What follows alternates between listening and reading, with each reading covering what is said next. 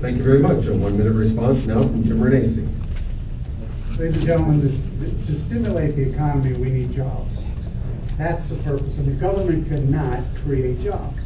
In fact, in most cases, they cause hindrance to creation of jobs. You know, small business owners actually employ 77% of the employment in this country. 77%. We need to give small businesses the opportunity to grow and prosper. I am a small businessman. The biggest failure the government has today is that we don't have certainty and predictability. Those are things that we need if we're going to establish and create jobs. Jobs will create stimulus. You know, the dollars that were spent, it's a shame because 77% of the jobs that were created were in the government. And what's even worse than that is that those jobs created cost close to 200,000 per job. That's not called stimulus. That's called waste. And that's what we have to get rid of with this federal government. As a small employer, I can tell you that waste, I would rather give myself that predictability and certainty, and I will create the jobs, and we can get the economy rolling again. That's what we need to get this economy stimulated.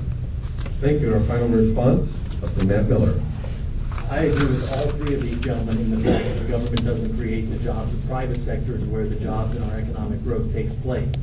And I agree with the notion as well that what is preventing so much of it from taking place right now in the U.S. is that there's such an instability in the markets that company owners are fearful of hiring 3 or 4 new additional employees or investing in their company because they're afraid that the writing's on the wall. With all of this government spending, $1 trillion bailout, now $1 trillion proposed health care plan, someone will have to pay for it. And over again, corporate managers will tell me, Matt, we could afford to bring on new help, but we're not about to play with someone's life, have them join us in 6 months from now, find out we can't afford them because our tax rate went up. The government can create conditions, though, that are conducive to job creation. Where do we need to start? Number one, we need to reduce the corporate tax rate.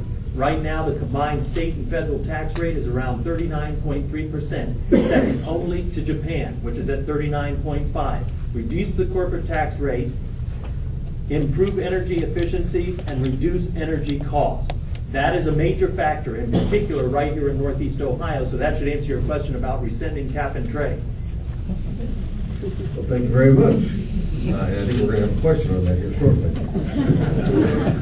Each of the candidates made mention of this issue in their last question, but I'm going to ask the question again. Mr. Mayor, you'll have the first response, and we'll work backwards down the line as we did before. Some are proposing a moratorium on all earmarks in Congress. Do you support the elimination of congressional earmarks? If so, why or why not? Mr. Miller, 2 minutes. First of all, as we sit here tonight, we all have been told by both Democrat and Republican leaders that we simply do not have enough money to pay our bills. We're being told that Medicare and Medicaid is in a crisis situation, that Social Security, starting in September of last year, is paying out more benefits than what it's taking in.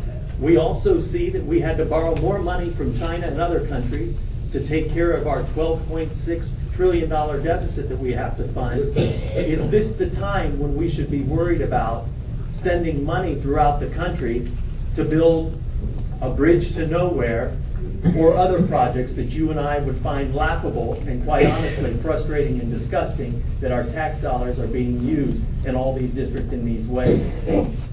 The quick answer is I will not support earmarks. This is what I'll do to make it up to you, though. I'll work tirelessly day and night to reduce the size of your government so that money will never have to go to Washington in the first place. You won't have to worry about getting it back. It'll stay in your communities and your states to begin with, and they can use their best judgment, the leaders at the local level, as to how it will benefit our communities the most. Thank you very much. Jim Renacci for a 1 minute follow-up. Well, I would say this. I am a strong, as you all know, a strong advocate of the military. And because of that, we cannot eliminate 100% of earmarks. But I am in favor of eliminating the majority of earmarks. The only earmarks that I believe we should continue to have are those that help in the defense of our country and are help in continuing in the defense of our country. I'll give an example. I toured a factory in the district that provides submarine parts. That factory gets earmarks. Without those earmarks, that factory would lose a number of employees and would also lose the ability to continue to service our military to protect our freedoms, which is what the Constitution has given us. So I would tell you that we don't need earmarks for bridges to nowhere. We don't need earmarks for duck ponds. We don't need earmarks for things that are unnecessary. But a 100% elimination of the earmarks could be a setback for our military, but also could be a setback for our economy in certain areas, because we do have military jobs that are conditioned on some of those earmarks. And it's a small portion, but we need to be able to make sure we defend our military and maintain those jobs. Well, thank you very much. I'll restate the question. Some are proposing a moratorium on earmarks in Congress. Do you support the elimination of congressional earmarks? If so, why or why not? The next response will come from Doyle Smith. In North Carolina at one time, I lived in a district that had a rule that they would vote against anybody who brought any earmarks back to that county. They had 600 millionaires within the county, and every bit of the money went to earmarks in another part of the state. Now, if you're going to drop earmarks, drop them all, not just one. Now, today on C-SPAN, there was a good bit of discussion about an earmark to the northern Mississippi Basin to determine the nutrition value of the silt from the bottom of the river. There was another one for a study in California for the same type thing. When we've got so little money to play with, let's not spend it on specific things that would be a problem. Let's use it for what helps all the people. Thank you very much. And the final 1 minute response from Mr. Schiffer. Thank you. Very simply, I am totally opposed to earmarks, except in the exception that Mr. Renacci pointed out. I do believe the defense of our country is one of the few constitutional duties of the U.S. government, so we've got to take anything involving defense and foreign policy, keep that intact.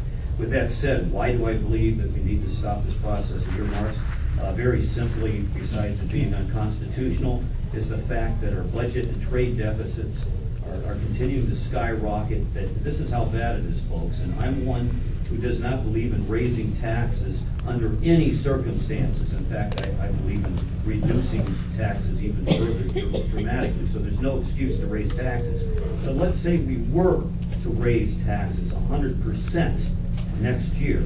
Did you know, even with 100%, the government taking all of your money and at the same time completely eliminating all of the social programs except for Social Security, that it would still not deal with the budget and trade deficit that's gotten way out of control.